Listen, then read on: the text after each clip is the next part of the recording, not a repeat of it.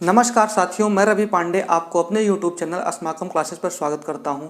साथियों, last class में हम इलेक्ट्रिसिटी के बारे में पढ़ चुके हैं, चार्ज क्या होता है ये भी जान चुके हैं। तो चलिए आज उसी के आगे कंटिन्यू करते हैं। आज हमको पढ़ना है यूनिट ऑफ चार्ज के बारे में। ठीक है, तो सबसे पहले हम पढ़ते हैं यूनिट ऑफ चार्ज। तो SI unit of charge, SI unit of charge is coulomb.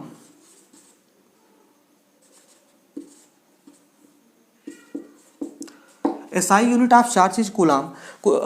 Charge की SI unit, international system of unit क्या है? तो कूलम है। इसे C से डिनोट करते हैं। ठीक है, अगर हम बात करें कि 1 कूलम किसको कहते हैं, ठीक है, तो जैसा कि हम जानते हैं कि एक इलेक्ट्रॉन पर चार्ज कितना होता है 1.6 × 10⁻⁻19 कूलम का। ठीक है, तो 1 इलेक्ट्रॉन पर इतने कूलम का चार्ज होता है। तो इसको हम इस तरीके से भी बोल सकते हैं कि 1.6 × 10⁻⁻19 कूलम का चार्ज कितने इलेक्ट्रॉन पर होता है? 1 इलेक्ट्रॉन पर होता है। ठीक है, तो 1 कूलम का चार्ज कितने इलेक्ट्रॉन पर होगा? 1/1.6 × 10⁻⁻19 इलेक्ट्रॉन्स। ठीक है, इसी को हम फर्दर सॉल्व करेंगे तो हमको मिलेगा 6.25 × 10⁻18 इलेक्ट्रॉन्स। कहने का मतलब एक कूलम में कितने इलेक्ट्रॉन्स होते हैं? तो एक कूलम में इलेक्ट्रॉन्स होते हैं 6.25 × 10⁻18 इलेक्ट्रॉन्स। ठीक है, तो हम 1 कूलम को कैसे डिफाइन कर सकते हैं? Charge of 6.25 × 10⁻18 electrons is called 1 coulomb. तो हम यहाँ पर लिख सकते हैं कि चार्ज ऑफ 1 कूलम को कैसे डिफाइन करेंगे? तो हम यहाँ लिख सकते हैं कि charge of 6.25 × 10⁻18 electrons is called 1 coulomb.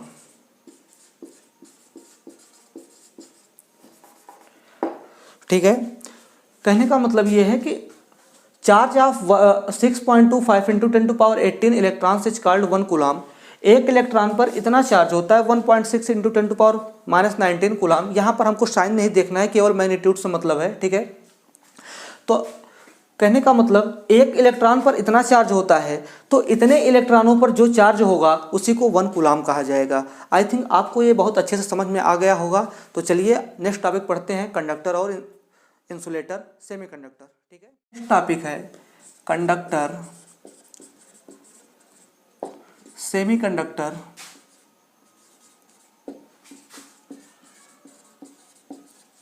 And insulator.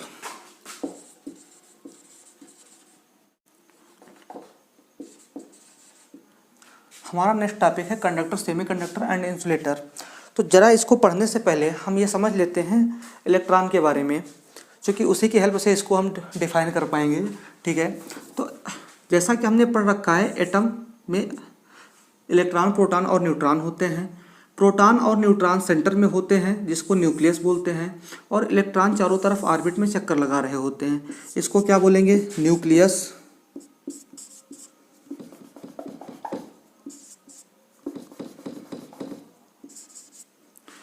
और इलेक्ट्रॉन क्या करेंगे? बाहर ऑर्बिट में चक्कर लगा रहे होंगे। ठीक है,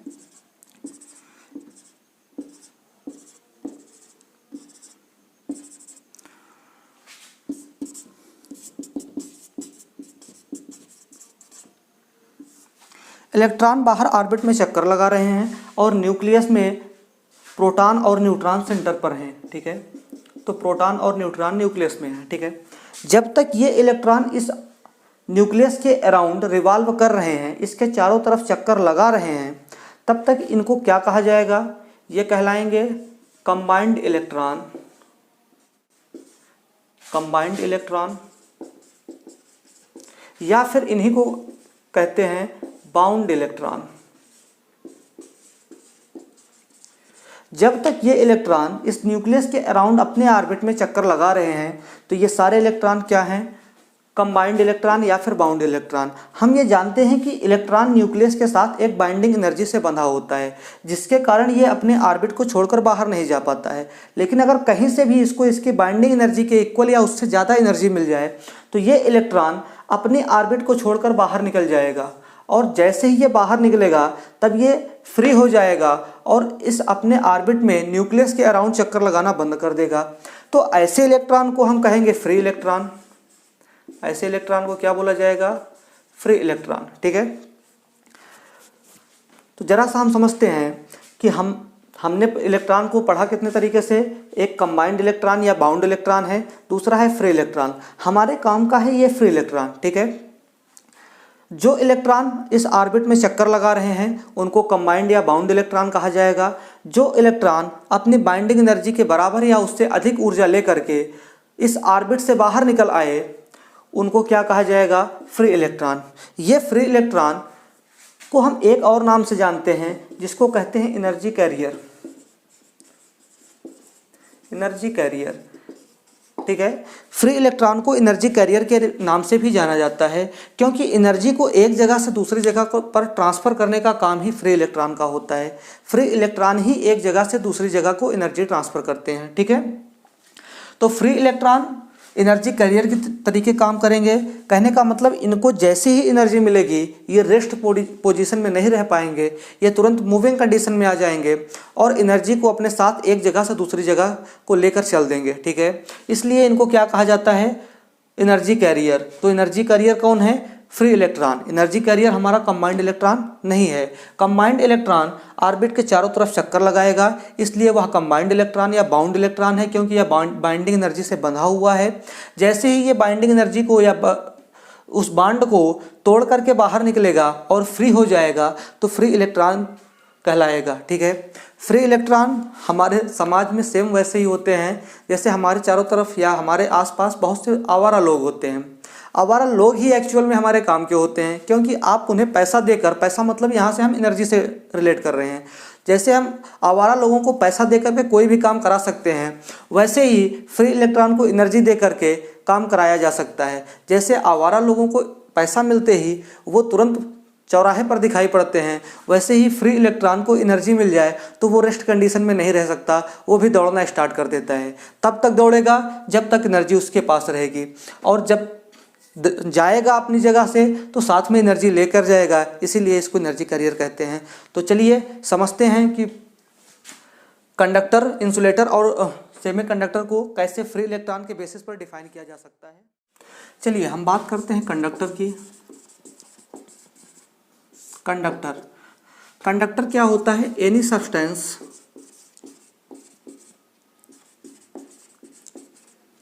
थ्रू विच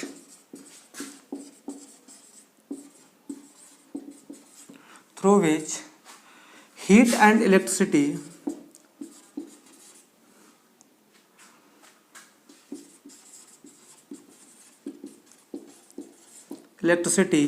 can flow.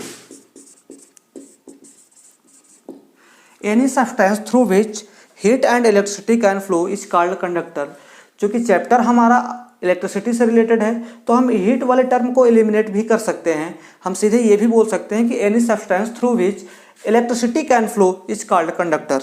ठीक है, तो हालांकि हीट के बेसिस पर भी कंडक्टर को डिफाइन किया जाता है, तो इसलिए हमने दोनों को एक साथ ही रख दिया है कि any substance through which heat and electricity can flow is called conductor. तो अगर हम बात करें क्या फ्री इलेक्ट्रॉन कंडक्टर में पाए जाएंगे या नहीं पाए जाएंगे, तो कंडक्टर में इलेक्ट्रिसिटी एक एंड से दूसरे एंड तक ट्रांसफ़र हो जाती है। इसका मतलब एनर्जी का ट्रांसफ़र हो रहा है, तो एनर्जी का ट्रांसफ़र कौन करेगा? एनर्जी कैरियर करेगा।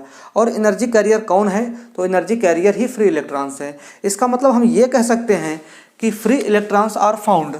कंडक्टर में क्या होंगे? Free electrons are found.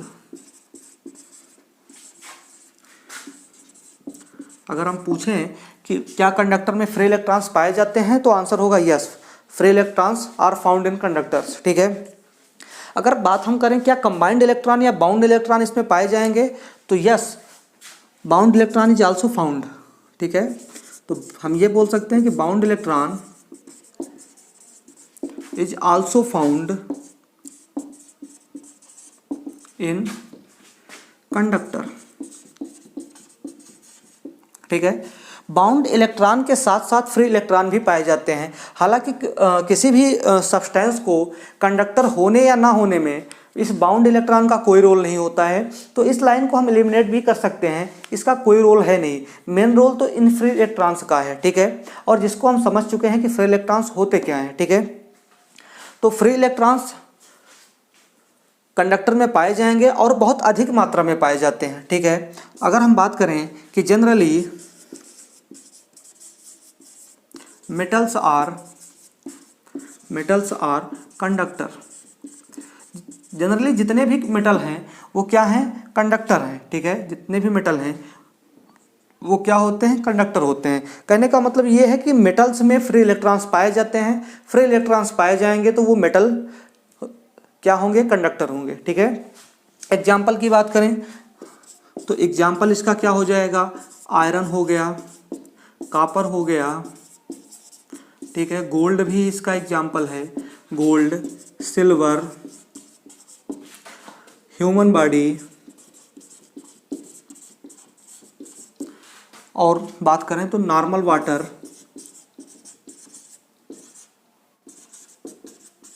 Normal water भी कंडक्टर होता है, ठीक है। प्योर वाटर हमारा कंडक्टर नहीं होगा, बट नॉर्मल वाटर किसका एग्जाम्पल है, कंडक्टर का एग्जाम्पल है, ठीक है। तो आई थिंक आप लोगों ने इस पॉइंट्स को बहुत अच्छे से समझ लिया होगा, ठीक है। तो चलिए नेक्स्ट पॉइंट पढ़ते हैं, इंसुलेटर। नेक्स्ट टॉपिक है हमारा insulator.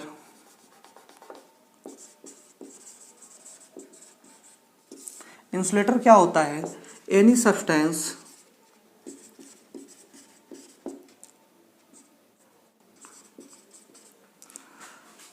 Through which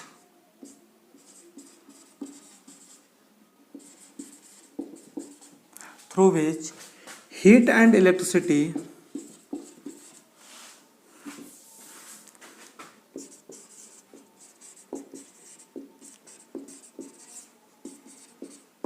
can not flow, ठीक है। Any substance through which heat and electricity can not flow is called insulator. Insulator को एक नए नाम से भी जानते हैं हम, इसको पुअर कंडक्टर या बैड कंडक्टर, ठीक है। इसको हम पुअर कंडक्टर के भी नाम से भी जानते हैं या फिर बैड कंडक्टर के भी नाम से जानते हैं, ठीक है। पुअर कंडक्टर, बैड कंडक्टर और इंसुलेटर एक ही है, ठीक है। तो पुअर कंडक्टर, बैड कंडक्टर या इंसुलेटर की बात हो तो तीनों एक ही चीज़ें हैं। Any substance through which heat and electricity can not flow is called insulator. कहने का मतलब ऐसा कोई सब्सटेंस जिससे हीट और इलेक्ट्रिसिटी फ्लो नहीं कर सकते हैं। हीट और इलेक्ट्रिसिटी दोनों ही फॉर्म किसके हैं, तो एनर्जी के फॉर्म है। इसका मतलब इसमें से एनर्जी ट्रांसफ़र नहीं हो सकती है। एनर्जी को ट्रांसफ़र कौन करता है, फ्री इलेक्ट्रॉन्स, और इसीलिए उनको फ्री एनर्जी कैरियर भी बोलते हैं। तो इसका मतलब यहाँ से हमको डाउट, ये कॉन्सेप्ट क्लियर होता है कि free electrons are not found, free electrons are not found, ठीक है। इंसुलेटर में फ्री इलेक्ट्रॉन्स नहीं पाए जाएंगे, लेकिन but bound electrons are found, bound electrons are found, electrons are found. Free electron नहीं पाए जाएंगे लेकिन बाउंड इलेक्ट्रॉन पाए जाएंगे। देखिए जैसे हम समझते हैं कि प्लास्टिक क्या होता है, एक बैड कंडक्टर है या इंसुलेटर है। इसमें से एक एंड पे अगर हम इलेक्ट्रिसिटी से टच कराते हैं तो दूसरे एंड पर इलेक्ट्रिसिटी का ट्रांसफ़र होता नहीं है, ठीक है। क्यों नहीं होता है, अगर इलेक्ट्रिसिटी का ट्रांसफ़र इलेक्ट्रॉनों के ट्रांसफ़र से होता तो क्या इस प्लास्टिक में इलेक्ट्रॉन नहीं है, तो इस प्लास्टिक में भी इलेक्ट्रॉन हैं, लेकिन सारे के सारे इलेक्ट्रॉन क्या है, कंबाइंड या बाउंड फॉर्म में है, ठीक है। इसमें कमी किसकी है, तो फ्री इलेक्ट्रॉन की है। फ्री इलेक्ट्रॉन की कमी है, इसलिए एनर्जी, इलेक्ट्रिकल एनर्जी इस एंड से इस एंड तक ट्रांसफ़र हो नहीं पाती। जब हो नहीं पाती तो हम ये इसको क्या बोलेंगे, इंसुलेटर, ठीक है। क्योंकि any substance through which heat and electricity can not flow is called insulator, ठीक है। तो एग्जाम्पल हमारा क्या हो जाएगा, अगर हम बात करें generally non metals are insulator. ठीक है, जितने भी नॉन मेटल्स हैं वो जनरली क्या होते हैं, इंसुलेटर होते हैं। एग्जाम्पल की बात करें तो एग्जाम्पल हो गया हमारा वुड, प्लास्टिक, पेपर,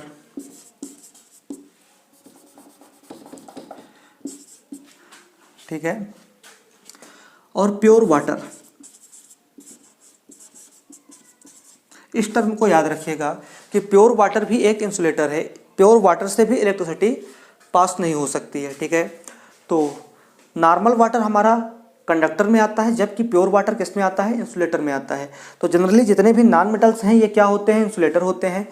एग्जाम्पल है would, plastic, paper, pure water etcetera. ठीक है, ब्रिक्स एट्सेट्रा, बहुत सी चीज़ें हैं। ठीक है, तो ये सभी क्या हैं, किसके एग्जाम्पल हो गए, इंसुलेटर के। ठीक है, आई थिंक आप लोगों को ये चीज़ें बहुत अच्छे से समझ में आ गई होंगी। तो ठीक है, पढ़ते हैं नेक्स्ट टॉपिक।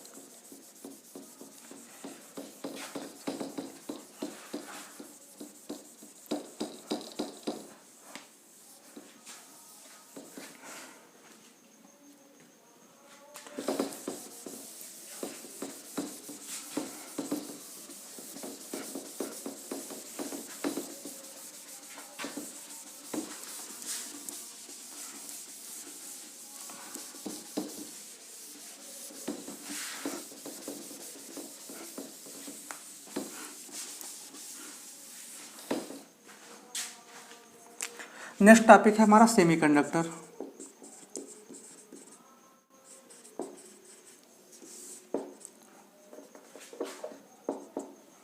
सेमीकंडक्टर में क्या होगा, heat and electricity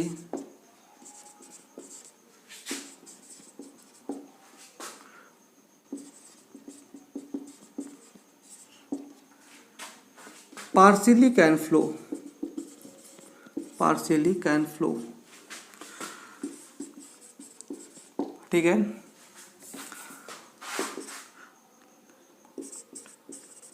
less amount of free electrons are found.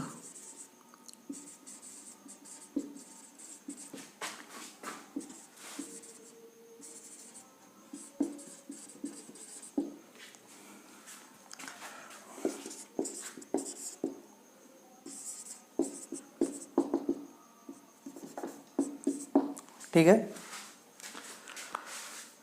Heat and electricity partially can flow, कहने का मतलब हीट और इलेक्ट्रिसिटी पूरी तरीके से फ्लो नहीं कर पाते हैं। कंडक्टर से फ्लो करने का रेट कम होगा, इंसुलेटर से ज़्यादा होगा। सेमीकंडक्टर में जिस तरीके से कंडक्टर में हीट और इलेक्ट्रिसिटी फ्लो करती है उससे बहुत कम इलेक्ट्रिसिटी और हीट फ्लो कर पाएगी। इंसुलेटर में बिल्कुल नहीं फ्लो कर पाती है, लेकिन सेमीकंडक्टर में थोड़ा थोड़ा फ्लो कर पाती है। ठीक है, तो heat and electricity partially can flow in semiconductor. ठीक है, पार्शली फ्लो कर रहा है इसका मतलब इसमें फ्री इलेक्ट्रॉन्स तो पाए जाते हैं, लेकिन इनकी संख्या बड़ी कम होती है। कंडक्टर में बहुत ज़्यादा फ्री इलेक्ट्रॉन पाए जाते हैं, इंसुलेटर में फ्री इलेक्ट्रॉन्स नहीं पाए जाते हैं, जबकि सेमीकंडक्टर में less amount of free electrons are found. Free electrons पाए जाते हैं लेकिन संख्या इनकी बहुत कम होती है। अगर एग्जाम्पल की बात करें तो जर्मेनियम, सिलिकॉन और कार्बन इसके एग्जाम्पल हैं। ठीक है, तो आई थिंक आपको सेमीकंडक्टर भी अच्छे से क्लियर हो गया होगा। फिर भी कोई डाउट रहता है तो आप कमेंट बॉक्स में पूछ सकते हैं। तो चैनल पर नए हैं तो सब्सक्राइब करना ना भूलें। ठीक है।